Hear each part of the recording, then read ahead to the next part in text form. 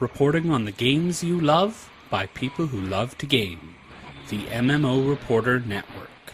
Happiness mode engaged. What is she? She got knocked down, but she got up again. God damn it! There needs to be a stop to the tub thumping references. It came out in like 1998 or something. I'm so tired of hearing tub thumping references. I want to make a character named Tub, and hashtag you have to make one called Thumping, and we always hang out together.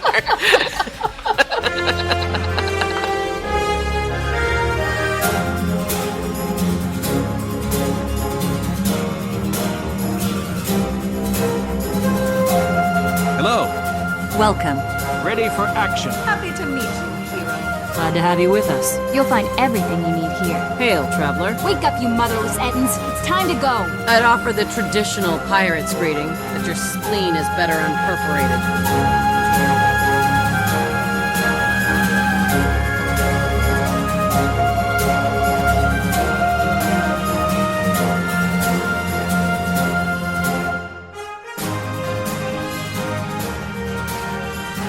You're listening to Guild Wars Reporter on the MMO Reporter Network, brought to you by Audible.com. Get a free audiobook download at audibletrial.com/MMOReporter and by Doghouse Systems. Choose your weapon at doghousesystems.com.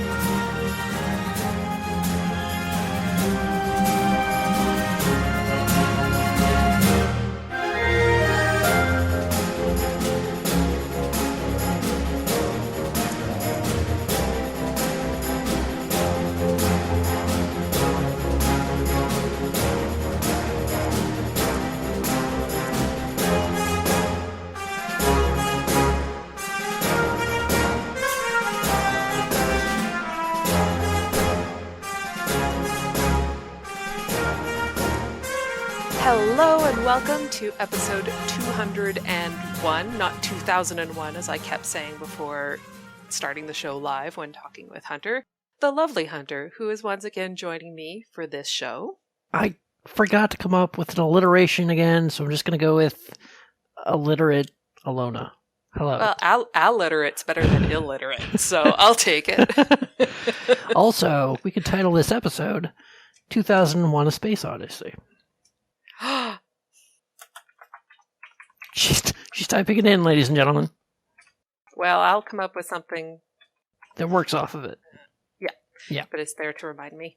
So, Hunter, we actually kept it fairly brief in our notes here, but we did have 2 weeks worth of things that we did. Yes. So what did you do these past 2 weeks? I did 3-4 rounds of T4 fractals with Relics of War and broke the curse of getting 0 ascended chests, and I got 2 coat chests, which was really nice. Mm-hmm. I also progressed the backpack. All I need is 2 challenge motes in 2 of the fractals above level 50, and I should be able to make the legendary backpack. Wow. Yeah, and I finished the fractal weapon skin collection. I basically had like tons and tons of pristine fractal relics, so I just spent them on the fractal chest that you can get, the fractal weapon chest. Mm-hmm. And I was rewarded with like a random golden weapon chest, but I got a trident, which I already had, and it was kind of a kick in the face, but whatever. That is... Yeah, I have 2 golden weapon skins, and the one I got awarded was one of the ones I already had. Oh, I actually hadn't read this, and I'm so angry for you. Also, I did a round of the old current event achievements, where the Priori Consortium and Inquest battled it out for the leyline anomalies. I did that with Allona and Panther, and I got some of them done. I think I only have 2 or 3 events left that I need to do to get that done. Oh, I made Eternity. That's done. I wasn't sure if I was just going to, make Eternity and then sell it and keep the skins, or just keep the legendary, but I kept the legendary. Good for you. Good for you. You're really enthusiastic about that. I am enthusiastic Why about is that? Because you go through all that effort, and you might as well have it. Mhm. You don't need the money, dude. I have 6,300 gold, so no, you I do don't. not need the money. So what's the more money going to do? Like, no one can see how much gold you have on your account when it's just sitting in your bank with this shiny long number, but they see you running around with eternity. Well, they know how much money I have in my account because I'm always talking about it. Well, that's true. But you aren't like yelling it through map chat I should. yet. I should. But yeah, I think Spirit made Eternity and she sold it, so that's where I guess where we differ, because I would rather have Legendary than just sell something for cash. I think she's made more legendary. So she probably yeah. has. Does she have more gold than you? No, she has. So she was broke the other day. She couldn't even waypoint to a city.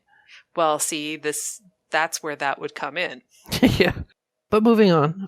Did lots of Bloodstone Fen farming and managed to get 1 Allonian leather off of the magic warped packets you can buy. I'm not sure it was worth it. I've spent a lot of the Unbound magic on the magic warp packets, and I've only gotten a legendary, ascended crafting material once. Mm-hmm. But you do I get... got a bunch the one time, and oh, not good. Yeah. So I farmed that, and I did various dungeons. Not really much to tell there. I completed the blood-crazed current events for the skin, the blood visage, or whatever it is, and yep. I don't think I'll ever use it, but it does look good overall. I could see you using it on a character. On what character, though? I don't know. Maybe a new character that you haven't created yet? Possibly. I did a raid or two. I think they were mostly successful. I think I did Siege of Stronghold, Veil Guardian. We tried to do Twisted Castle. Basically, we were just doing a Twisted Castle run to get people used to it. I don't think anybody there had done it before. Aside from raids, I spent a lot of time in World vs. World. I spent a lot of time in World vs. World. Yes. I think almost every time I logged in, you were in World vs. World. I got like 2 or 3 reward tracks done there. So that's a lot. Yeah. That's right, I whistled. I got at least one of the bladed coat skins from the Maguma thing, because although I've done T4 Verdant Brink a ton, I usually crash out towards the end. It's just like the hot maps crash me all the time, especially towards the end of the metas. Yeah. Oh, okay. More so than before, I think. Oh. And yeah. Sounded very insincere. Oh, pumpkin. Yeah, I'm used to it. But yeah, so I used up the chest on that, and then I also spent like a ton of proofs of heroics on recipes that you have to use crystalline ore to buy in Dragonstan. And I found that was like much cheaper, much more. Oh, that's good to know. Yeah, I was willing to sacrifice the proofs of heroics rather than a crystalline ore. But you do need like a ton of World versus World points to put into the Provision Master's ability track, like 45, 50, something like that. I went around feeding filthy cats throughout Tyria with various cooking ingredients and whatnot. Mm-hmm. It's a new thing we'll talk about later. Basically, it puts cats in your home instance. So that was fun. And I started out the new current events in Frostward Sound, but something to do with that whole mess yesterday. I don't know. I don't know. I did the first zone, but I believe the NPC is supposed to move on to another zone, but she hasn't done that yet. So I did the first zone, and yeah, that was about it. Yeah, you're not sure if it's bugged or it's a long timer. Mm-hmm. We can talk more about that later in the update notes. Sure. I did a round of the old current event achievements where the Priory Consortium Inquest battle it out for that sounds Leyline familiar. Anomalies with Hunter and Panther. Got some done. Only a couple away from completing those for good. Wow, it's deja vu right now. I still need about 7 more of the Giant Anomaly Chase events. How odd. Why does that sound so familiar? I don't know. Okay. I only copy and pasted one thing from yours this week. And I'm sort of blood fanned out. I have been kind of falling down on the dailies. It's a great map, but between dailies and Bloodfen dailies, I was feeling like I wasn't doing enough other zones and maps. So I think I'm going to like do it every other day. Just so I It definitely takes up a lot of time. Like, not everybody can get every daily type thing they need to get done every day. So yeah, and it's either, well, obviously it's either Hablon or the Rift Closer. Yeah, the Rift Closers. And it can kind of be somewhat random how long those take and how lucky you are. And if you don't, yeah, sometimes I just like, it's a great map, like great map, but I need to go elsewhere in Tyria. Yeah. I think I'll probably still do it myself because I'm hooked on buying those Magic Quark packets, even though they don't pay out for me. Oh, I see. We found yours. Found your gamble. I guess. Except I don't pay real money to gamble on it. Well, just saying. All right, well. But yeah, I do feel what you're saying. Like, it's a really good map, but I don't think longevity-wise it has much longevity. Well, I just think I overdid it. Like, I don't blame the map. I blame the fact how much I was in it. Mm-hmm. I'm sure after a week away, I'll probably go, I kind of feel like going to Bloodstone Fen. I played a fair bit of ranked PvP. I had a run of losses and then a really great run of winning. One night we doubled up on the guild missions PvP because we had enough people on. So we had made an actual team and went in. So I think I've won the last 5 or 6 matches in a row. Maybe more than that. I think it's actually more than that. And I played one just before the show just to finish dailies off because it was daily Mesmer winner. Yeah. And we got 2 pips. So 2 of the games I've played recently got 2 pips. Yeah, I don't PvP because the mix of emotions, like, you go from, like, getting your butt stomped to thrilling wins, like you tend to do. And, yeah, I don't know. I like to be a lot more steady in my temperament.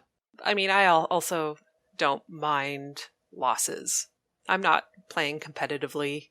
Like, I mean, I guess I am, but like, I'm not playing in an actual competition for monies. Mm-hmm. It's still a game. Hashtag saying it's been an awesome sauce week for PvP. I actually have heard on a couple other shows, specifically Shadow of the Dragon was talking about the PvP this season and how it does seem to be a bit more evenly matched. The matchups seem to be, there's less disparity between the teams. And I have to agree, like every match I've had, even if we've lost, we've been in the running. Mm-hmm. So, well, there's been a lot of drama in the PvP community about matchmaking and how they didn't like the first season and this season's the way the matchmaking was done. But, you know, like when you talk to other people, like they're fine with it. So I'm not sure where to fall on that. Yeah, I have no complaints. It can take a longer time to get paired up, like into a match, especially if you're in a team. Mm-hmm. But the actual matches when you get in there are, I think, a lot more evenly paired up with each other. Not that I'm an expert by any means. And I'm still an Amber, so take from, you know, I'm coming at it from the viewpoint of Amber.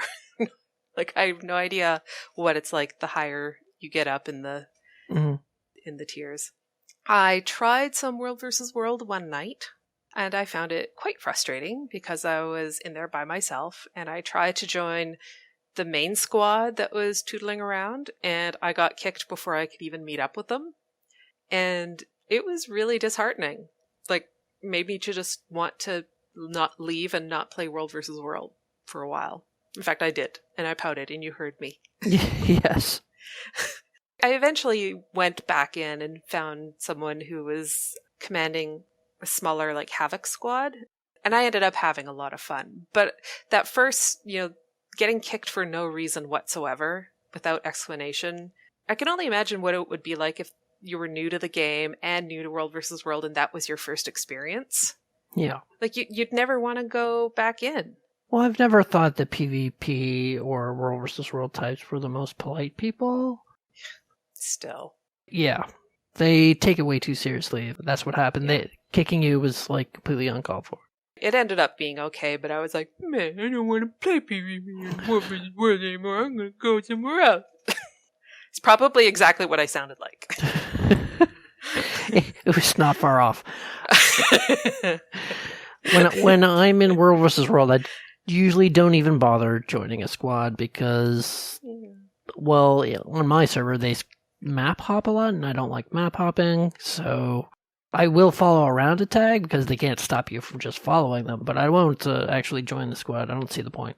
I actually found joining the squad quite useful because eventually the commander did start giving more instructions over squad chat. Mm-hmm. And initially there was a lot of please jump into our TeamSpeak, please jump into our TeamSpeak. But I find getting into the TeamSpeak channels, one, I have TeamSpeak and I don't like each other. Two, you have to jump through hoops and give them your resume and promise your firstborn to get into the right chat with them, and I don't World versus World enough to bother doing this. So I'm like, no, I am not joining the TeamSpeak for this. Yeah, I mean, they're very, like, paranoid, I think is the word I'm going for. Like, they think spies are going to join their voice chat and just listen to what they're saying. For the top tier ones, I could see why they would be, but I still kind of think this is a holdover before squads were a thing, right? Mm. So I think squad chat and commanders being able to talk to each other and have communication through squads, I don't think it's as necessary as it was. Anyway. Yeah. I have the kitty cat thing partway done. I have a dead bird. I haven't seen the dead bird yet. We're going to talk more about this again later if you're unsure what we're talking about here. And I did a few fungeons. Mostly those were the ones that you did. Yeah, like Honor the Waves and Citadel of Flame. Twilight Arbor. I swear to God, every time I go into Citadel of Flame, you go wandering off in some random direction. No, that's not me. That's you. I think you're wrong. I'm really not. Pretty sure you're wrong. Every time we're in Citadel of Flame, the NPC starts walking back towards the beginning of the dungeon, and you follow the NPC. That might happen. Every time. In other news, I think I may have done fractals with a couple with you as well, but I'm not 100% sure. Maybe. I may have gone 2 weeks without doing any fractals. There was no show last week, so I streamed some gameplay. You and Hashtag joined me. That's one of the things. Oh, yeah. Everyone who wasn't there missed out on hearing Hashtag's voice. The famous Hashtag. Infamous. Yes. Celebrity Hashtag. And, I forgot to mention, I missed one thing. A week before last, we had a successful mock raid. And then last week, we had an unsuccessful mock raid. So, yeah. So you succeeded at what? The one with the lane with the mines. Siege of the Stronghold. Yes. And what went wrong? What was the failed one? Veil Guardian. I see. Well, Veil Guardian is a lot harder than Siege of the Stronghold. Yes, Hashtag got over her streaming fears when I shamed her. I need to make that a clip. So we were doing a jumping thing, and I turn around and say, Hashtag don't see if you can make this jump. And then she goes bloop right off the edge. And I officially started Chuka and Champawat. Yes. Shortly after the last show. A lot of people working on that lately. Oh, so much leather. I am done the first tier, and it was amazing. So amazing. And I am now on the much less amazing second tier. Yeah, you were saying that the first tier really tells a story, is much more involved than other legendary precursor crafting stuff.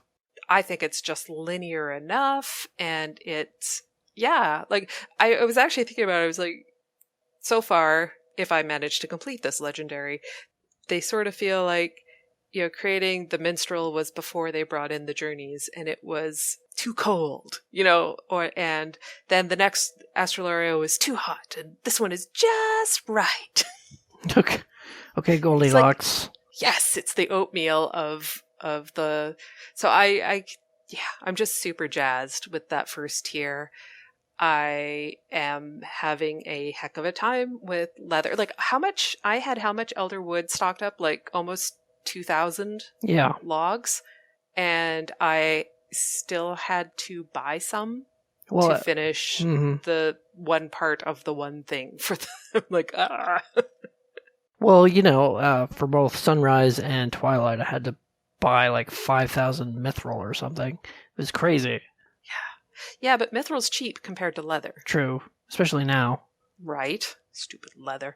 Anyway, so I'm super jazzed because I know that the next tiers after the second one get back to the story a bit more. This one is this is the grunt tier. And I just need to get through this, and then it'll get better. So, finally, I forgot, this should have been further up, but we went into Silver Waste to get some more bandit crests that I needed for Chuka and Champawat. Mm-hmm. And we landed in a breach. So we did that through to completion. And I did awesome on the Pac-Man again, because I am amazing at that for some reason. Apparently. Don't know why, but I am. And also, one of the blood-crazed creatures, I think it was the Devourer? Yeah. Yeah, spawned right on top of one of the post-Vinewrath champs. So we had the champion and a legendary at the exact same time. We didn't need it, because I also did the blood-crazed things. Yeah. The current events. It was a lot of fun. Yeah. So, yeah, that was... Considering we were just going in to try get me 100 and some bandit crests, turned out really awesome. And I think that's all I did this past few weeks. And I am just going to give a reminder that we live stream Wednesdays at 9:30 p.m. Eastern Time, 6:30 p.m. Pacific Time at twitch.tv/MMO Reporter. You can subscribe to the audio version of the podcast on iTunes and Stitcher and Google Play and probably other places. And remember to rate and review us so that other people know we're a real podcast. And a lot of people seem jazzed that we speak real words. Yeah, that seems to be the most popular thing that people notice. Yes, they notice we use real words. As our 5-star review from iTunes from Stranger Romo SSJ from the US on August 9th. Good stuff, they say. Good people, good times, good stuff. All you need to know, aside from the fact that they do in fact use words. Mm-hmm. And sometimes even words we don't make up. And by we, I mean me. Because I mostly make up words. Yes, you do. Think we're ready for another attack? From land, air, or sea, we won't be caught off guard again.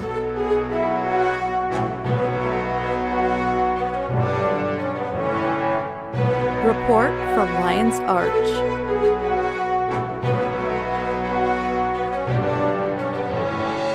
Long live Lion's Arch.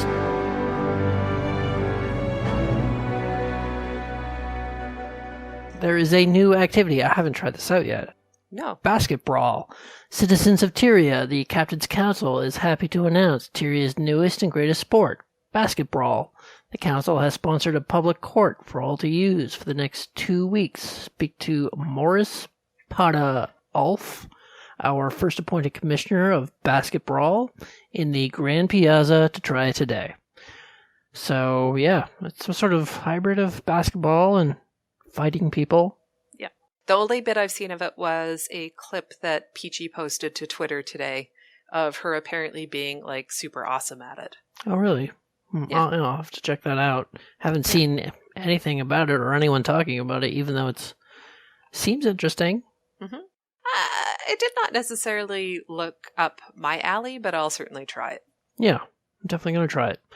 So, there's tons of bug fixes and world polish, but we'll talk about some of the stuff that we found interesting, like the Dragon Stand fixed a bug that caused the zone name to be displayed twice on the map. Oh, thank God. You found that really annoying. It really bothered me. Because you're a graphic designer, I assume. It bothered me so much. Not enough to actually send in a bug report because I assumed they were getting tons of them and already knew about it. But it made my eye twitch. Okay, so they also fixed a bug that prevented hungry cats from meowing at players. This is part of the cat thing that we were talking about, but we'll have more to say about that later. Tremors are coming from the north. Bum, bum, bum. Yeah, if you played through the Living Story, you know, spoilers. Everybody, spoilers. But if you played through the Living Story, you know, at the very end, Timey is she says that Primordius is active. So tremors are coming from the north. That's fairly suggestive that some destroyers, and we have that new current event up in Frostgord Sound with the NPC Sace Burthart, I think her name is, near Earthshake Waypoint. But wasn't Primordius in Eye of the North? Wasn't that Primordius? Yeah. So, but we put him back to sleep at the end of that expansion. Yeah, but that it's in that area. He was specifically, if you recall, in the central transfer chamber. What? Mm-hmm. Sorry, I'm laughing at Jawa's tremors. That makes 1 degree away from Kevin Bacon. So Primordius was actually located below the central transfer chamber, which isn't actually that far from Frostgord Sound. Yeah. So there's that. So that was the first that when I read that note, that was the first thing I thought of. It was like, that's interesting proximity. Mm-hmm. And if you go up there, you talk to the NPC, and she gives you this action skill. And the action skill puts up these little icons around you physically. And if you follow them, they will lead you to something you have to collect for her, sensors. Little sensor items. Well, it's not really an item. So like a level different from the Levy's detector? Something? Yeah, similar. Well, Levy's detector basically just tells you which creature things are up. Yeah. Or could be up. So yeah, if you follow the green one, which is green indicates that it's the closest thing to you, you're getting close to it. And blue is a medium distance indicator, and red is the sensor is really far away. So interesting. That sounds fun. Yeah, you can use the action skill like every 5 seconds, and you can track down these sensors and bring them back to her, and that'll give you an achievement. Now, the action skills, they're the ones that are above your 1 to 5 skills, right? Yeah. Like closer to your health pool? Right above your 5 skill, I would say. Yeah. Or 4 skill. 4 or 5 skill. Cool. Okay. I better make sure I've mapped that to something useful. Yeah, I did all of that, the first zone stuff, and went back to her, turned it in, and I got 5 destroyers, slivers, and she says something about, I'm going to Snowden Drift soon, in this very specific area in Snowden Drift. So I went down there, and I waited for like an hour, and she does not go there. I don't think that's a bug. That's probably intended. Well, a lot of people are guessing that it's intended, but I think that it was not clearly telegraphed. Like, I could see maybe kind of like Nicholas the Traveler in Guild Wars 1, like it's a cycle. Yeah, definitely. So I could see that. And if anyone does not know, there was a collector in Guild Wars 1 called Nicholas the Traveler who would travel around zones asking for specific items. But he would move daily, wouldn't he? I think he did, but I could be wrong. But I think he did move daily. Well, Burthart has been in place for the past day and hasn't moved, so I don't know. It might be like a weekly cycle. Or the rollback yesterday, the bug that screwed up everything, maybe her timer got messed up. I don't know. Yep, that's also possible. When we're going to be talking about that later. Mm-hmm. There were also some updates to the raids, mostly just in Stronghold of the Faithful. We're not going to talk about those, but if you are interested in raiding, we have the show notes. Mm-hmm. We'll include those. Again, with structured player versus player, there were some general updates, mostly to the Revenge of the Capricorn map. And actually, I am going to point out that players can now leave matches during the 15-second team party phase if they do not opt in to joining a party. So I thought that was a nice additional feature for people doing PvP. I know people were asking for that, so. Mm-hmm.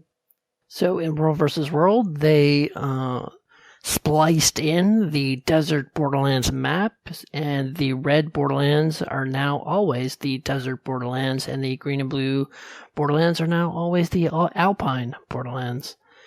And some people are unhappy about that, because Desert Borderlands is not very popular. I'm kind of looking forward to it. I kind of want to play on it, get a better feel for it. Yeah, I think I almost feel like it just didn't get given a chance. I wasn't even playing World vs. World when it was available, so I'm looking forward to the chance. Mm-hmm. They also added green and orange commander tags, so that's fun. That is awesome. Yeah. The full Dorito rainbow thing, so good. Fessy's asking if it rotates. No. It only rotates depending on what your color is. So if you are red, you're going to be desert, and green and blue will always be alpine. So it doesn't... Yeah. Your colors will change, but the maps associated with that color won't. Yeah, and I don't think they're going to be removing Desert Borderlands, if that's what you mean by rotation, anytime soon. I honestly feel like people just... Never gave it a chance. Wrong. Yeah. I just feel like people just need to get used to it and used to the mechanics in it and having the mix between the two. There are some things that needed to be fixed, but I think they've done a bunch of fixes on it, so it should be manageable now. Mm-hmm. There were also a bunch of updates and changes to World vs. World that we're not necessarily going to go into at all. However, there are items in the Black Lion Trading Company gem store. Yes. New items and promotions. So for a limited time only, the Peacock Scepter is available in the style category for 600 gems. It's pretty nice. I don't know. You're kind of hesitating here. No, I happened to go over and read chat, and then I got distracted. It's very nice. I don't know. I'm not jumping at needing a new scepter skin, but it is lovely. I'm just trying to think. I would have to have a specific, although Allona does use a feathered theme, and this would work well with that. Oh, temptation. A new mini Garm is available in toys category for 350 gems. I could see this being a pretty big seller, because Garm.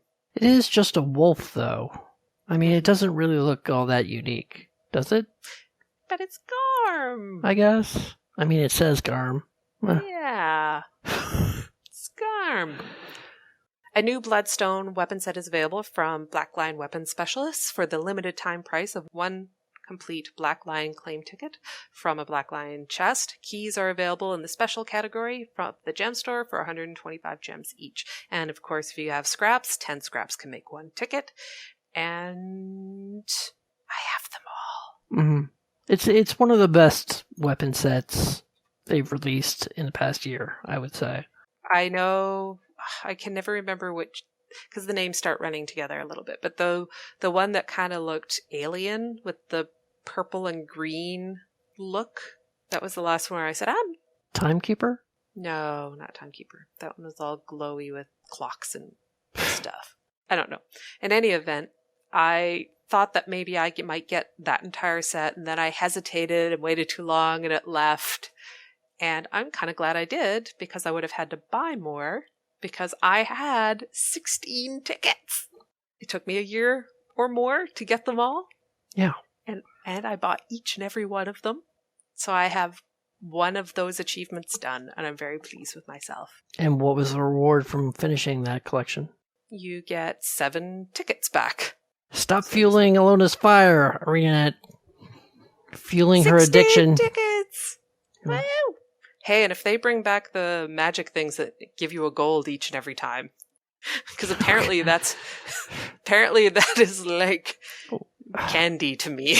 To me, it's like a slap in the face. But yeah, you just get your wrapped presents for. I picked up a Bloodstone dagger myself. Mm-hmm. But I still think Black Lion chests are a bane and a evil part of the game. Moving on. There was a rollback. So there was a bug introduced into Tuesday's patch, and to quote Mike O'Brien, We shut down the game servers at approximately 11:30 a.m. Pacific Daylight Savings Time, and we're rolling back the game state to 9:10 Pacific Standard Time, and so there's a 2-hour, 20-minute window where all changes to the game are being rolled back. Here are the details for what will happen to various changes made during that window. If you created a new account during that time period, you'll have to create it again. If you changed an account, for example, changing your password or applying two-factor authentication, you'll have to redo that change. If the customer support team changed your account for you, for example, restoring it to you, they'll redo that change over the next 24 hours. If you purchased the game on an existing account, we'll restore your purchase. If you purchased the game on a newly created account, we'll contact you so we can restore your purchase after you have recreated your account. If you purchased gems, we'll restore the gems. If you purchased an item using gems, that purchase will be rolled back and you'll have your gems back. You can purchase again. If you purchased a sale item that's no longer on sale, you can purchase it again, then contact customer support for a refund of the difference between the current price and the sale price. All in-game transactions are being rolled back, including transactions through the currency exchange, trading post, guild bank, and in-game mail. The trading post will come back online after the rest of the game does, and this has already happened by the time we're doing the show, and with buy and sell offers back where they were prior to this morning's release. Character progress made during the affected time period is being rolled back. If you had an extreme situation, for example, you got a precursor from the Mystic Forge and then had that rolled back, contact our customer support team and we'll try to help you. There you go. Just for the record, I wanted to summarize this by saying, hey, they had to do a rollback because there was a bug, and that's all I wanted to say about it. And Allona railroaded the details in so that everybody could hear them. I thought it was important to talk about the steps they were taking for people affected by the rollback. Bossy. Informative. It's kind of what we're here for. Anyway, I thought it was extremely detailed and clear, but it needed to be for what the information was, and I thought it was worth imparting to everyone else. I thought I got a little too detailed. Anyway, our anniversary sale. There's an anniversary sale going on now. Probably will be still going by the time this episode is released for audio only, right? There's been a lot of good deals. Obviously, they change every day, so we can't really tell you about the daily deals without confusing things. But keep your eyes peeled. Personally, I have been waiting for the Sentinel outfit to go on sale. Maybe a bank slot. Mm-hmm. What have you been waiting for? Bank slots, or bank tabs, rather. Mm-hmm. I bought the bag slots because I have enough alts that could use an extra one or two. So I thought it was for 50% off.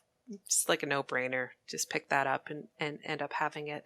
And yes, Dread Panther is saying, character slots today, right now.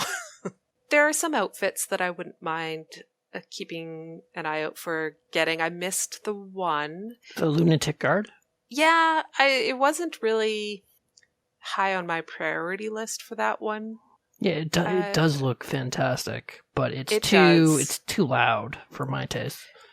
I don't mind the loudness, but most of my characters are female. Mm-hmm.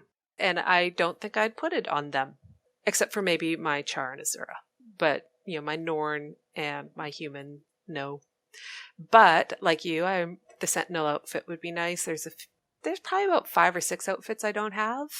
So I'll wait to see what comes out. Mm-hmm. So shared slots, that would be nice, I'd be saying. Yeah, that true. would be nice. So I always look forward to the anniversary sale. Yeah, Who me doesn't? too. As well, this week there have been Hungry Cats. I'm not sure when these were really introduced, to be honest. But there are a series of 11 new NPC cats found around Tyria, mostly Kryta. Feeding hungry cats unlocks certain cats in the account's home instance. Feeding poultry and poultry dishes to the cats in Lion's Arch and the Shire of Bealeton will make a dead bird appear on the home instance. After 5 days, a gray cat will also appear at the entrance every time it's entered. I have that one, and it rolls over and does little kitteny playthings. Mm-hmm. That kitty cat. Feeding ice cream desserts to the cats in Dry Top and the Silverwaste will add black cats that appear in home instances playing with a snowball, which I have seen because I have all the cats now. I fed all the cats. And yeah, it was weird. Black cats, like, they pick up an actual snowball item and throw it around. Feeding steak dishes to the cats by the crafting stations in Lion's Arch or Divinity's Reach and Ebon Hawk will make orange tabby cats appear near the locations where harvesting nodes appear in the home instance once unlocked. And feeding kittens in the Grove will make them appear alternately following the day and night cycle. The black one appears during the day and the white one appears during the night. The corresponding kitten will appear at the door and walk to a fixed position until the day-night cycle switches. At dawn and dusk, the other kitten will arrive. They will meet each other, tag with a high five, and the previous kitten will leave. Oh, you know, it also would have been awesome if there was like a little clock, like chunk chunk, like. Cats of the same color will play with each other, but ignore cats of different colors. So I have so many cats in my home instance right now, it's crazy. Well, I had the first one that we talked about with Mm-hmm. the dead bird, and it was prior to the patch coming out, so I heard people talking about it, just random people, and ended up, I think it was either Noggin or Zero. I'm so sorry, guys, and I can't remember who helped me get this one done. I think it was Noggin. I think it was. It might have been Zero. I don't know. I didn't take a note, and I'm a terrible person. So I have that one, and clearly there was no purring. It was Noggin.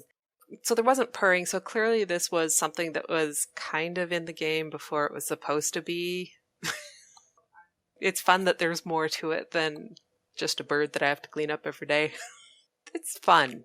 It's simple, innocent fun. Mm-hmm. Yeah, it's a cute little thing.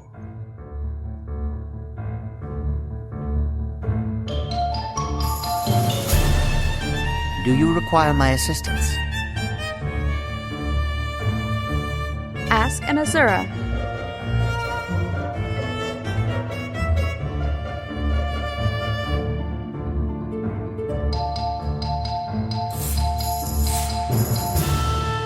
Excelsior!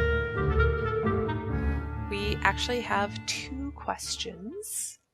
The first one is, Allona and Celeste and Hunter, congratulations on the milestone. Speaking of the 200th episode. Allona and Celeste, the time and effort you have put into this shows your love of the game and of community, and I'm sure the reason you have so many regular listeners is due to the unbounded joy and giddiness that you have over even the little things, like cats and dead birds. Like Mesmer skills and Black Lion trinkets, Hunter, I think it's awesome how you have dovetailed into the show. You're like the straight man to Allona funnies.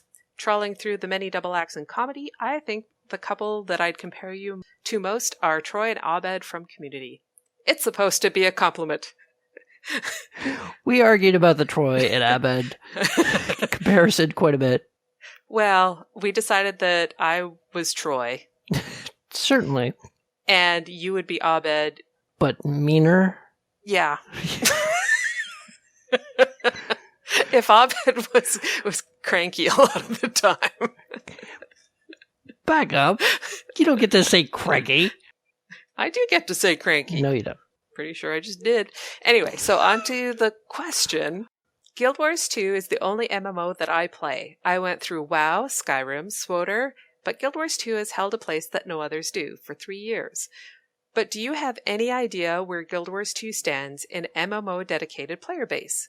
Is it on par with Final Fantasy XIV, WoW, ESO, RuneScape, or WildStar? When we had guild exoduses last year, I was wondering where they went. Lots of love, Big Time Top Banana.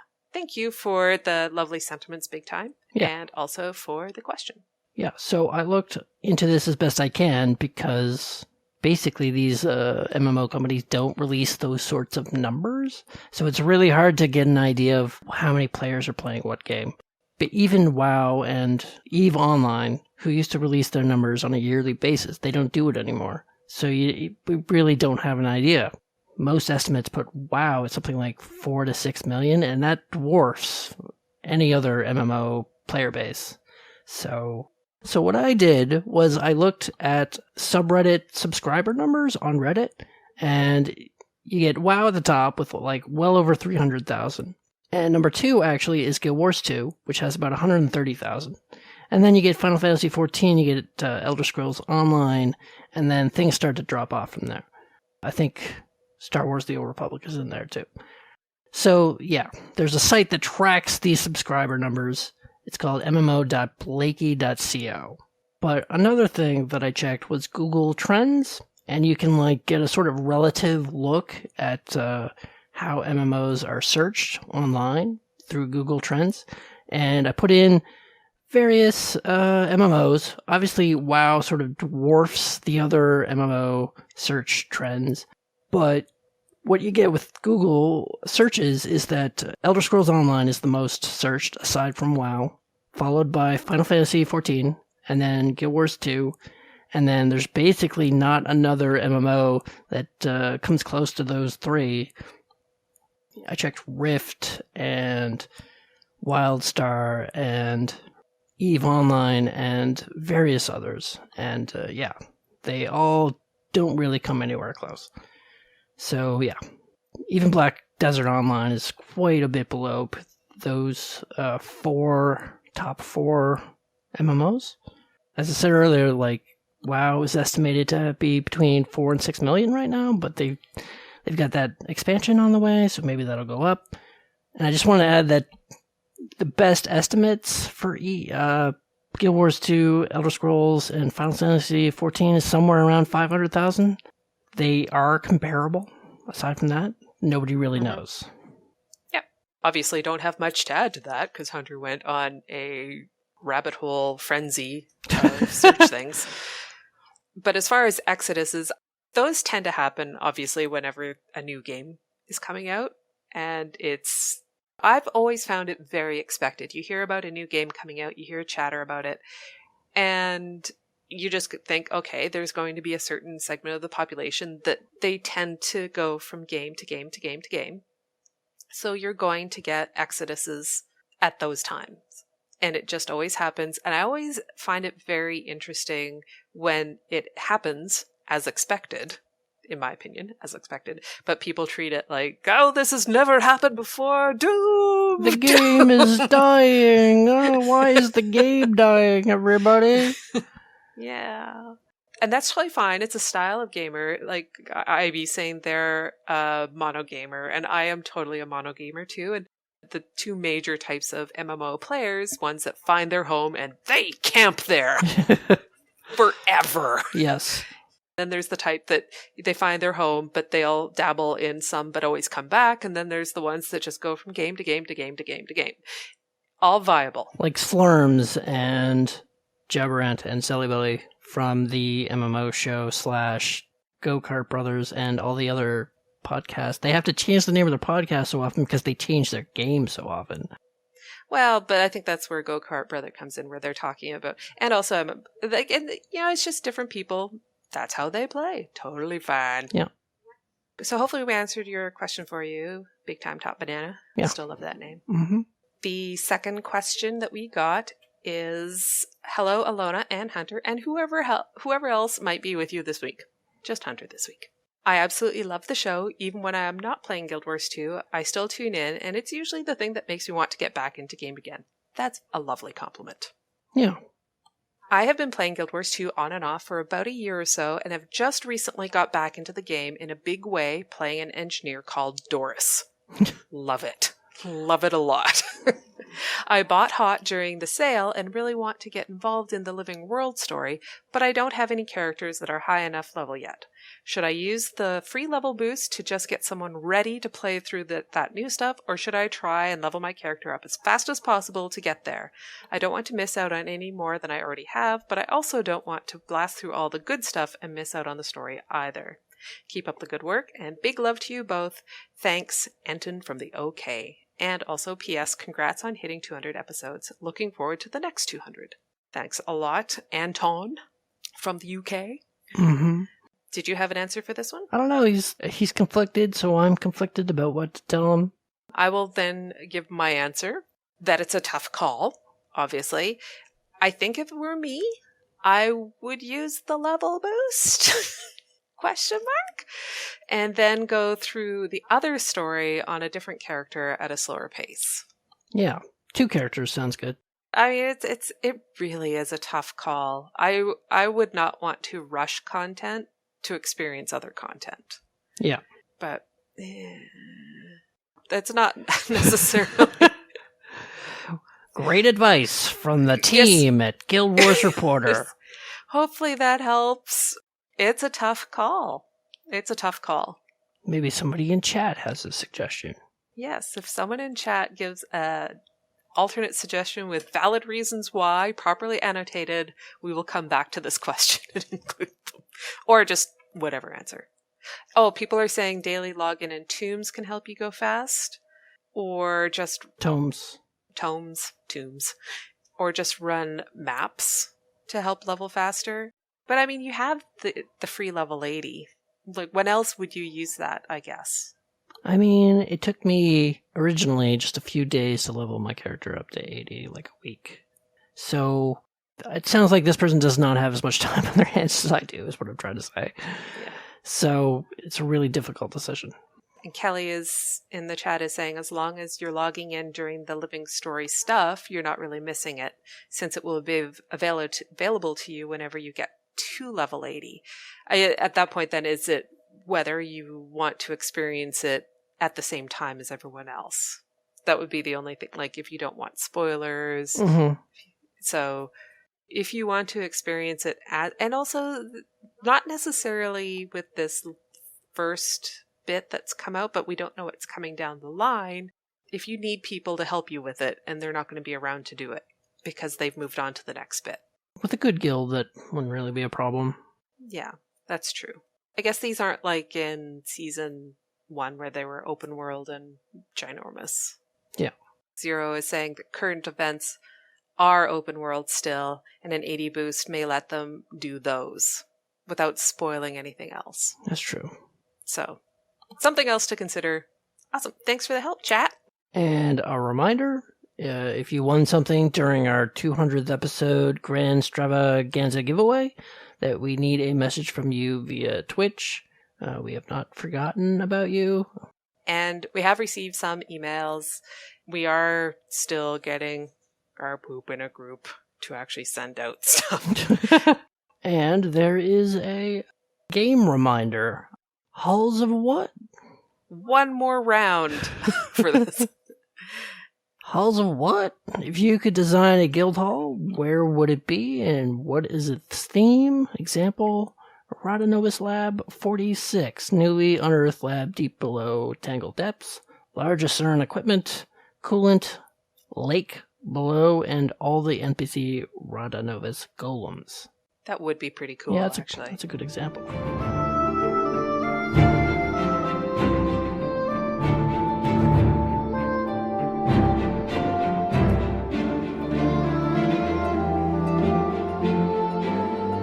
Tales of Tyria.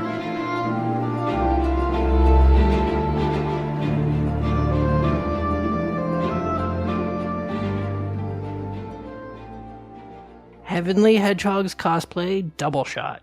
Bonus Instagram page. Right, this was the Sentinel outfit and the Balthazar's outfit. Yep. Yeah, it was really well done. And the first picture is the Balthazar one that they had posted. And it is phenomenal. Yeah, I mean, it looks real, almost. Well, it is real. I highly doubt that's made of metal. Oh, I see what you're saying. Like, I mean, it actually exists in time and space. Where I was going.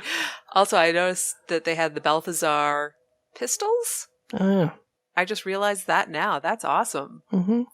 And everything lights up. Check that out. Did you notice that the Sentinel outfit is holding Nevermore?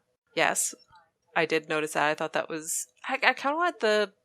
It might just be hard to see in this photo. The ghosty bits are a little hard to see, but it's so well done. Mm-hmm. And I love the glowy bits on the shoulders. So why have we linked the Instagram page? You said it was a bonus. Well, I went to their Instagram page, Heavenly Hedgehog's Instagram page, and they have a ton of in-progress shots for a lot of their cosplay. So you can see some of the other pieces they've worked on, not necessarily from Guild Wars 2, but games in general. And I always find in-progress shots fascinating. So if you're interested in some of the processes they went through to make these, check out the Instagram page. Yeah, I'm looking through it now. In our show notes. I'm looking through it now, and it's very extensive. Yeah. Sometimes you see, like, in-progress shots, it's like 5 shots or something. Yeah, there's tons. Mm-hmm. There's tons of them. The next one I've never really gone to DeviantArt, full confession. So I went there to look at some of this artwork that is Guild Wars 2 related. There is an entire section called Not Safe for Work. I didn't go in there. But I did go into character portraits, and I found this one from Rate Storm Dragoness, and it is just lovely, lovely pencil work. I cannot tell you how much I love this style. I love this style a lot. And actually, now that I think about it, it looks like something I drew a long time ago, and it makes me happy. Like this sort of charcoal-y kind of thing? It's just pencil. I wouldn't say charcoal. I think it's pencil. I quite like it. All right. Yeah, it's nice. Mm-hmm. Mm-hmm. So everyone, that is show 2001, Space Odyssey. No, that is 201 shows in the can. We've never said that before. I don't know why I said it now. Oh, you've said it before. All the time. Have I? Yes. No. When? You just don't remember. In the can. Fair. I don't remember saying it. So thank you, Hunter, for being wonderful and pleasant. That is not words that are used to describe me very often, so thank you. And lovely. I'll take it. Yeah. And thank you, chat room, for being chatty and wonderful and helpful with our Ask Nazura questions. And thank you for people who are choosing to subscribe to us on iTunes or Google Play or Stitcher, or listen to us any other way, as well as watch our YouTube port, Woo. Which doesn't get... Well, yeah. And thanks... Thanks, Hunter, for making it awkward. That's my job. That is my job. Random woo! It's the end of the show. I'm celebrating, you meanie. So good times. Thanks for making it awkward, Hunter. Oh, sorry. What? Nothing. Legion calls. So if you have a community event that you would like for us to share, go ahead and send us an email. Seize the moment. And if you've got a burning question or for our Ask a Nazura segment, just let us know. I'm selling. You buying? We have coupon codes for Doghouse Systems. Use the coupon code MMO Reporter at doghousesystems.com to get an additional 120 gigabyte Super Star Destroyer drive for free on their next build. No free samples. Patreon page. If you're in love with the show or the network, please consider becoming a patron on our Patreon page. Thanks for pitching in. In the very least, it helps us keep the metaphorical lights on. So check it out at patreon.com/MMO Reporter. That fulfills my needs. Thanks so much. audibletrial.com/MMO Reporter. Books! Books, now with sound! Knowledge is the greatest treasure. If you want a free audiobook, you should go to audibletrial.com/MMO Reporter. That's valuable. So, Allona, if people want to get in contact with us, how would they do so? They would email us at gwreporter@mmoreporter.com. Twitter is @gwreporter. Our website is guildwarsreporter.com. You must visit more often. Voicemail is 616-666-6778, or use the widget on the right-hand side of the website. Our YouTube channel is MMO Reporter Network, and remember to like our videos and subscribe to the GW Reporter playlist. And if you feel like it, wander around and see what other shows are on the network that you might enjoy. You are a welcome guest. Mm-hmm. Facebook is GW Reporter. Tumblr is gwreporter.tumblr.com. And you can visit us on Twitter. I am at One Big Pear, as in the fruit, as in Pear. And I am at Celyuki, Celeookie. Yep. Or at Hunter's Insight, one word. Or you can find us in-game, where I am Celyuki.5046. And I'm onebigpear.1249. And you can get me in-game at Hunt, H-U-N-T, I forget my user display name or whatever. Thanks to our fantastic chat room. You were busy and awesome and super cool tonight, so thanks a lot for coming out and recording with us. But most importantly, we hope to see you in game.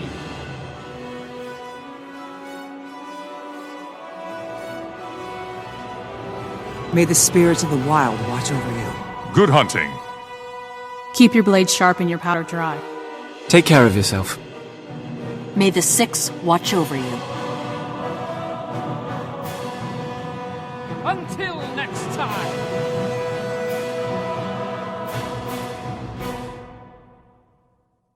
Yeah, 201 a Tyrian Odyssey. Thank you, Festy. In fact, copy. Oh, for God's sakes. Yes, Yeah. This is very important I do this now. Yeah, we could talk more about the copy and pasting later, though. Now you guys get to hear what Hunter hears while we're doing the show notes, because I actually narrate 90% of what I do.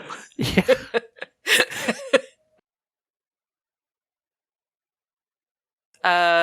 The headline for it that Hunter gave it was "Update Notes Be Banging." Yeah, because I'm hip. That's the way you roll. I'm hip with the kids' lingo. Just read the notes. Rude. Jeez. Final Fantasy 4? 14? Yeah. What is that? 14. 14? Roman numerals. Basically what I did is What are you laughing at? I'm trying to talk here. I'm laughing at Ivy. Oh, for God's sakes, Ivy. You know how easily distracted she is. Stop typing numbers. So... Note to editor, put this up in the other part. Hopefully. And did you want to look at this one first before I start talking about it? I accidentally closed my web browser, so no. Uh-oh. Did you? Yeah, it's fine. No, I mean, on the web browser I was looking at the not Zencaster. Oh, thank God.